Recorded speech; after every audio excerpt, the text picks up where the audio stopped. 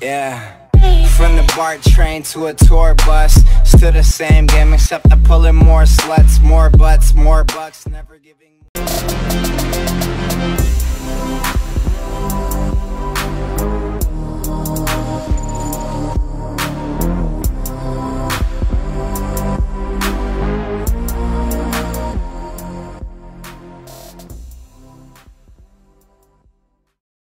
Hey, what's up guys? Tyler here with Secure Team. Some brand new reports are just hitting the web that Winston Churchill, the famous former British Prime Minister, not only believed in aliens, but that apparently he had written multiple essays on the subject. According to new reports by both Fox News as well as Huffington Post, a fascinating essay that has laid hidden for decades is revealing what Winston Churchill's views really were on alien life. The never-published essay has been in the archive of the National Churchill Museum in Fulton, Missouri since the 1980s, when it was given to the museum by the wife of Churchill's publisher who had died. Last year, the museum invited Israeli astrophysicist Mario Livio to review the essay, which he discusses in an article published in the science journal Nature. Livio notes the British wartime leader's passion for science and technology in the 1939 essay, as well as Churchill's thoughts on extraterrestrials. Influenced by events unfolding at the time, Churchill voices his concern about human progress and describes the possibility of aliens, saying, quote, "I for one am not so immensely impressed by the success we are making of our civilization here that I am prepared to think that we are the only spot in this immense universe which contains living, thinking creatures, or that we are the highest type of mental and physical development which has ever appeared in the vast compass of space and time." The reports state that the original version of the 11-page essay is held in Churchill Archive Centre in Cambridge, UK, further adding that Churchill revisited the essay in the late 1950s and made some minor changes. He changed the essay's title from, quote, "Are we alone in space?" to "Are we alone in the universe?" Timothy Riley, the director and chief curator of the National Churchill Museum, told Fox News that the essay provides an incredible insight into Churchill's personality. He said, quote, "I think it reveals the incredibly curious mind of Winston Churchill and the breadth and scope of his interests. We know that he had a keen interest in science and valued science and thought that science would lead to progress." It was noted that during the 1920s and 1930s, Churchill wrote popular science essays for newspapers and magazines on topics such as evolution and cells. He also had a long-running friendship with the physicist Frederick Lindman, who later became science advisor to the British government. Now, unfortunately, any further detail of exactly what is found within these essays on aliens, I can't share with you guys today, because apparently, due to, quote, "copyright issues," the publication of these essays are currently being prevented. And it says that the National Churchill Museum hopes to, quote, "eventually solve this."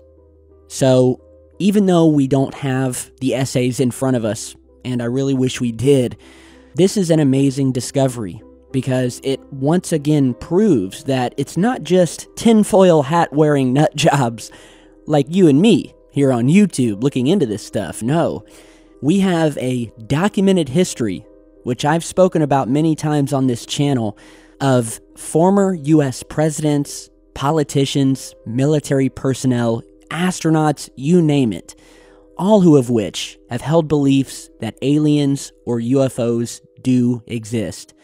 And those people have been vocal about it in the past. And what this goes to show is that even presidents and politicians going as far back as World War II, an amazingly brilliant wartime president such as Winston Churchill, despite everything he had on his plate, the war with Japan and Germany being at the forefront of that, and yet he still took time to write essays specifically relating to his belief in aliens. I mean, what does that tell you guys? And it really does make you wonder what exactly Mr. Churchill knew about this phenomenon.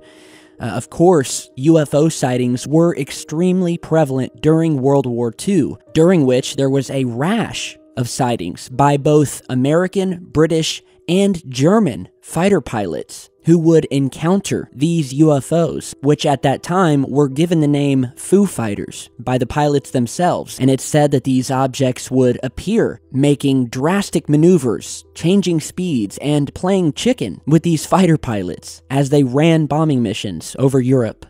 And of course, Winston Churchill is just the latest addition to presidents who have spoken about the alien or UFO phenomenon.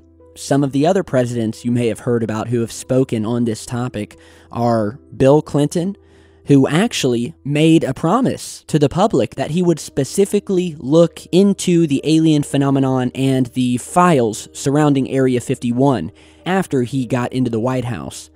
A very famous quote by President Harry S. Truman back in the 1950s, who was quoted as saying, "I can assure you that flying saucers, given that they exist, are not constructed by any power on Earth." A very telling quote by President Truman. Vice President Dick Cheney, during the Bush administration, was questioned by a reporter as to whether he was developing a policy on UFOs, to which Mr. Cheney responded, quote, that if he did attend such meetings on UFOs, that it would most certainly be classified, and therefore he would be unable to discuss it. During a meeting at the White House in March of 1998, Stephen Hawking was overheard saying, quote, "Of course it is possible that UFOs really do contain aliens, as many people believe, and that the government is hushing it up, but I wouldn't like to comment on that."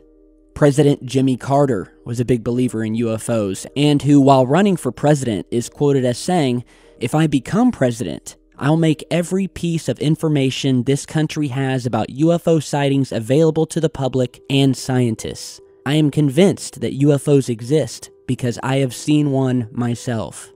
During his years as a U.S. congressman, President Gerald Ford stated, and I quote, "In the firm belief that the American public deserves a better explanation than that thus far given by the Air Force, I strongly recommend that there be a committee investigation of the UFO phenomena. I think we owe it to the people to establish credibility regarding UFOs and to produce the greatest possible enlightenment of the subject."